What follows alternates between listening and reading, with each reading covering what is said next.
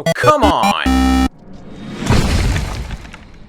As I was traveling the internet and looking for what game to torture myself with next, I came across this little gem called Quantum Theory. And by little gem, I mean one of the dingleberries that hangs off my cat's ass after eating one of our houseplants.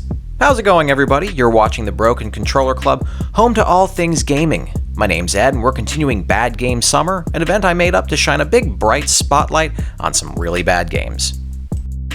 To be blunt, Quantum Theory is actually one of the worst games I've ever played. It's not a glitchy or a buggy game, and I actually like those in a weird sort of way. No, this is one of those games that just did everything wrong to begin with, and it's ugly on top of everything else, like really ugly. This whole thing was kind of like watching the Titanic sink. You play as this guy named Sid. He's some sort of soldier whose goal is to destroy these living towers called arcs, and the game opens with him and this obnoxious girl called Nyx trying to escape a tower as it's coming apart, because I guess they just finished destroying it or something. They're killing enemies they refer to as Nosferatu.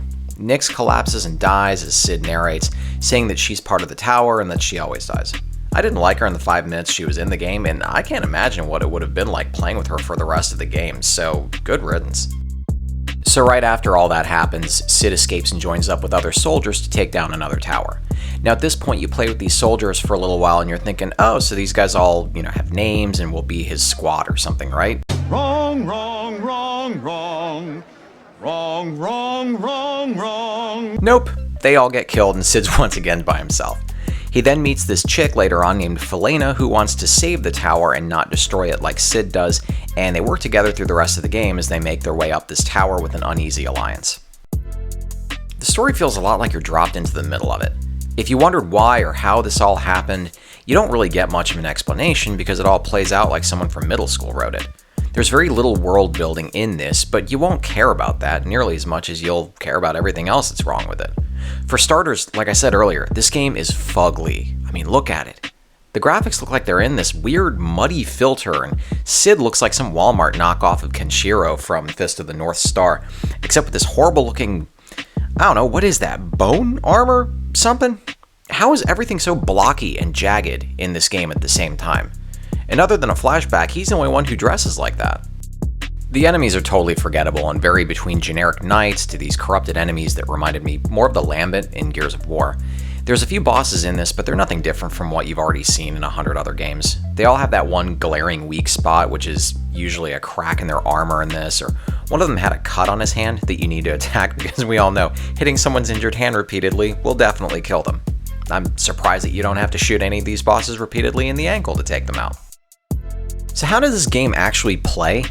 It's supposed to be a cover shooter, but in practice, it's broken shit. At best, it's just boring. 90% of this game you're going to spend running up to a room or space with a bunch of barriers or barricades, duck behind something, and shoot at everything until it dies, and then you move on to the next room. Like most cover shooters, there's no exploration, and therefore no reason to replay it if you beat it. The cover system doesn't snap very well either, and when you run up to something, and many times when you're at the edge of a barrier, enemies can shoot at you if you weren't behind anything at all. Snapping out of cover is also a pain in the ass, and if you need to do something quickly to stay alive, you'll fight with the controls to break free. The biggest problem this game has, though, is its aiming, which is probably the worst in any game that I can remember, which is saying a lot considering what I've played lately. Basically, some of the weapons allow an auto-aim, and your reticle will snap to an enemy, but the moment that they move out of the way, it'll break your lock. The reason for that is the reticle moves very slowly at first, and then it speeds off at ludicrous speed in the direction you're pushing the analog.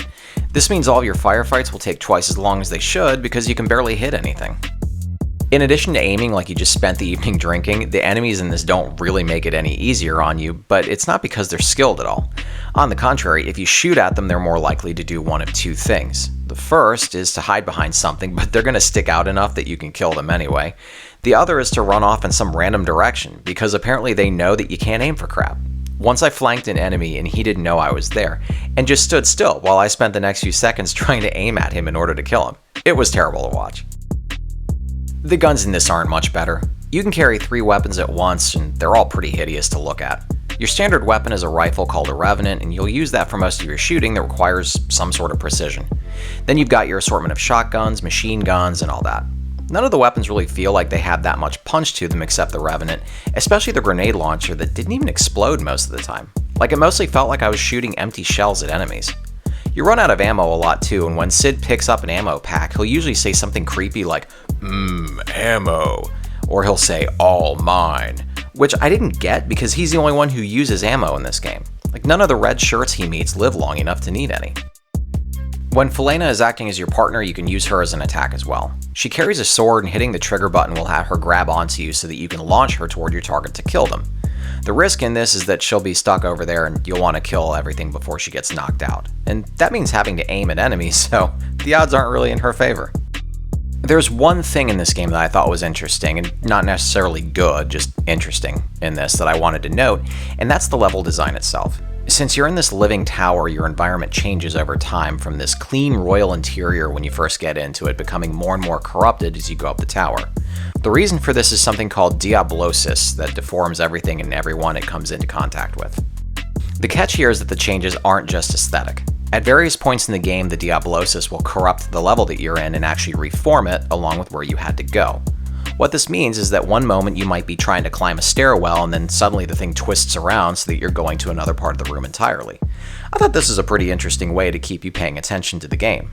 Other times you'll have to jump and climb to get around when prompted, and this sucked because the jumping in this isn't always accurate, and even moving when the game prompts you to is about 50-50 on whether you'll even make the jump or die and have to restart back at the checkpoint.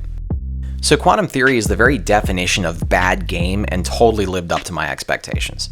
There's a lot in here that's been borrowed from Gears of War and it fails in every way. It's got terrible graphics for a PS3 era game with broken cover mechanics and miserable aiming and an enemy AI with the sort of brain damage only seen in retired boxers and NFL players. The story makes almost no sense and gives you no reason to care about anything, which means that once you beat it, you'll have no reason to play through it again. Lucky you. Go play anything else instead. And that's all I've got for today's review, but Bad Game Summer continues. Remember to subscribe and we'll do this again soon. Congratulations! You're one of an elite few to make it to the end of the video. Reward yourself by hitting the round subscribe button in the middle, and then check out the other goodies I've got and the links next to it.